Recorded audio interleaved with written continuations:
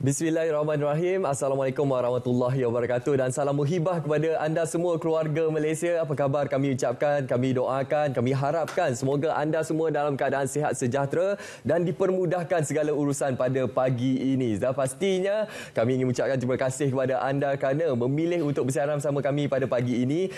Sudah pastinya bagi edisi hari Selasa 28 Jun 2022 bersama saya Munawar Azmi dan juga saya Raja Sofi Raja Arif. Seperti yang Munawar kongsikan, moga memudahkan segala urusan. InsyaAllah bagi anda yang sedang memandu kereta, hati-hati di jalan raya. Moga selamat sampai ke destinasi yang ingin anda tuju. Dan bagi anak-anak yang bersekolah, yang baru saja hantar anak-anak sekolah, yang sedang bersarapan, nak sambil-sambil sarapan tu, bolehlah dengarkan kami apa antara perkara-perkara yang akan kami bincangkan untuk hari ini. InsyaAllah pelbagai topik menarik dan informatif akan kami berikan khas kepada anda semua.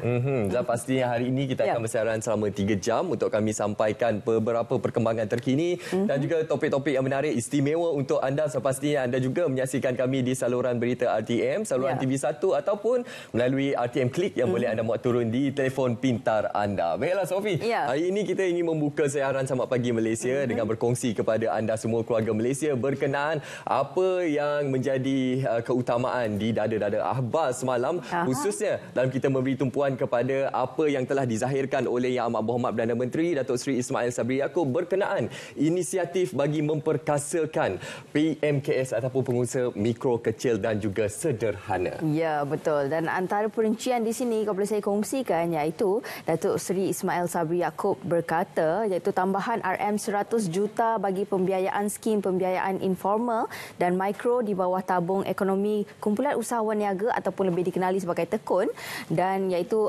tambahan sebanyak 30 juta bagi program peningkatan enterprise Bumi Putra ataupun BIP di bawah Perbadanan Perusahaan Kecil dan Sederhana Malaysia SME Corp, dan juga beliau dimaklumkan bahawa SPIM di bawah tekun yang diperuntukkan sebanyak 200 juta oleh kerajaan sudah habis. Oleh itu, bagi kepentingan usahawan kecil, kerajaan meluluskan peruntukan tambahan sebanyak 100 juta ringgit, dan bagi BIP di bawah SME Corp pula peruntukan sebanyak 20 juta pada tahun 2022 ini juga habis. Oleh itu, saya umumkan kerajaan meluluskan RM30 juta peruntukan tambahan bagi tujuan ini. Dan ini dinyatakan sendiri oleh Yang Amat Berhormat Perdana Menteri semasa perasmian dan juga penyampaian bagi anugerah keusahawanan bagi peringkat kebangsaan ataupun anugerah kecemerlangan usahawan 2022, dan sudah pastinya melalui pelbagai inisiatif yang telah diberikan oleh pihak kerajaan pastinya akan memperkasakan lagi PMKS kita di luar sana yang kita sedia maklum merupakan tulang belakang yang sangat penting kepada ekonomi negara, yang merupakan antara penyumbang 60% kepada KDNK negara. Jadi kepada PMKS di luar sana, ayo bersama-sama kita memanfaatkan segala inisiatif dan juga platform ruang yang telah disediakan oleh pihak kerajaan untuk bersama-sama kita memakmurkan ekonomi, khususnya dalam fasa peralihan ke endemik ini. Betul. InsyaAllah sama-sama kita merancangkan lagi ekonomi, dan ini juga merupakan satu pilihan ataupun satu peluang yang baik bagi usahawan di luar sana untuk kita mengembangkan lagi bisnes kita, terutamanya bagi mereka yang bergelar enterprise maupun mereka yang ingin mengembangkan lagi bisnes mereka. InsyaAllah moga memudahkan segala urusan. InsyaAllah banyak peruntukan yang telah pun disediakan untuk anda semua. Baik, seterusnya kita juga ingin berkongsi berkenaan dengan undang-undang kebangkapan perlu diubah suai secara menyeluruh, dan antara perincian di sini adalah iaitu undang-undang kebangkapan perlu dikaji semula dan diubah suai supaya ia benar-benar mampu membantu bukan saja dari sudut nilai ambang muflis tetapi kepada keseluruhan sistem. Dan Menteri di Jabatan Perdana Menteri iaitu Datuk Seri Dr. Wan Junaidi Tuanku Jaafar berkata, membuat perubahan pada nilai ambang keberangkapan itu adalah kerja mudah, namun ia tidak akan memberikan penyelesaian secara menyeluruh. Dan soal kebangkapan ini bukan perkara kecil kepada individu di peringkat bawahan, ia adalah hidup mereka, kerana jika diisytiharkan muflis di Malaysia, ia adalah lebih teruk daripada dijatuhi hukuman mati. Dan perkara ini dinyatakan sendiri juga oleh Yang Amat Berhormat Perdana Menteri yang menyatakan beliau akan berbincang dengan Datuk Seri Wan Junaidi berserta dengan Gubernur Bank Negara Malaysia BNM Tan Sri Nur Syamsiah Muhammad Yunus berhubung hasrat kerajaan untuk mengkaji semula undang-undang berkaitan kebangkrapan ini, dan turut dinyatakan berkenaan kebangkrapan ini adalah dalam situasi semasa sekarang ini, dalam keadaan yang amat genting sekarang ini, kira-kira 250,000 orang diambang muflis, dan sememangnya merupakan satu keperluan untuk ada perubahan perubahan undang-undang dalam soal kebangkrapan ini. Jadi dalam perkara ini juga kita melihat apabila berlakunya pengubahan soal kebangkrapan ini sudah pastinya akan memberi satu impak yang besar kepada bukan sahaja golongan muda, malah juga golongan usahawan yang sebelum ini diisytiharkan muflis untuk mereka terus menapak selangkah lebih ke hadapan untuk mereka terus maju ke hadapan, khususnya dengan undang-undang yang akan dipertimbangkan kelak ini. Ya, insya-Allah akan memberi sinar kepada 250,000 orang yang diambang muflis ini. Moga ada sinar di sebalik perkara ini. Baik, dan seterusnya juga kami berkongsi kepada anda berkenaan dengan kerajaan terus subsidi untuk stabil harga elak inflasi tinggi. Dan satu perkara yang sangat penting untuk kita sampaikan kepada anda, kerana kerajaan sudah pastinya sanggup menanggung subsidi dalam jumlah yang besar, iaitu sehingga 77.3 bilion yang diunjurkan pada tahun ini bagi menstabilkan harga barang serta mengelakkan kadar inflasi Malaysia daripada melonjak sehingga 11.4%.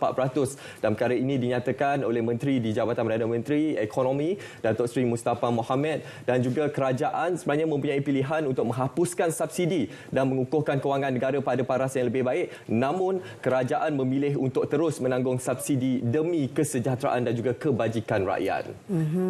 Dan antara perkongsian lain iaitu pengumuman Perdana Menteri Datuk Seri Ismail Sabri Yaakob berkata tentang tiada kenaikan tarif air dan elektrik serta harga ayam tidak diapungkan pada 24 Jun lepas, menunjukkan keprihatinan dan juga komitmen kerajaan untuk mengekalkan subsidi. Dan merujuk kepada unjuran perbelanjaan subsidi kepenggunaan berjumlah 77.3 bilion bagi 2022, dan beliau berkata 51 bilion daripadanya meliputi komponen terbesar bagi perbelanjaan subsidi, antaranya bahan api, minyak masak, elektrik, air, ayam dan juga telur. Dan ini menyaksikan kerajaan memainkan peranan yang cukup penting dalam memastikan harga barangan di pasaran.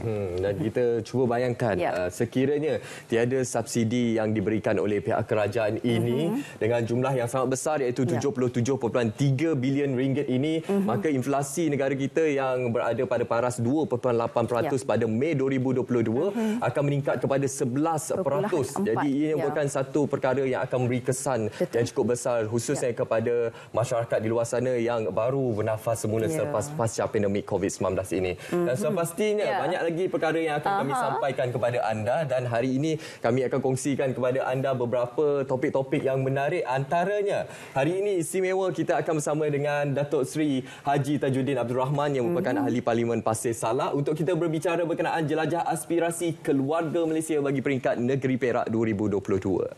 Dan seterusnya kita juga akan bersama dengan kumpulan Brass Big Wave, dan antara yang lain iaitu beli atau sewa rumah bersama dengan Tuan Faiz Azmi, dan antara yang lain iaitu melestarikan harga barangan iaitu bersama dengan Tuan Samsudin Muhammad Fauzi.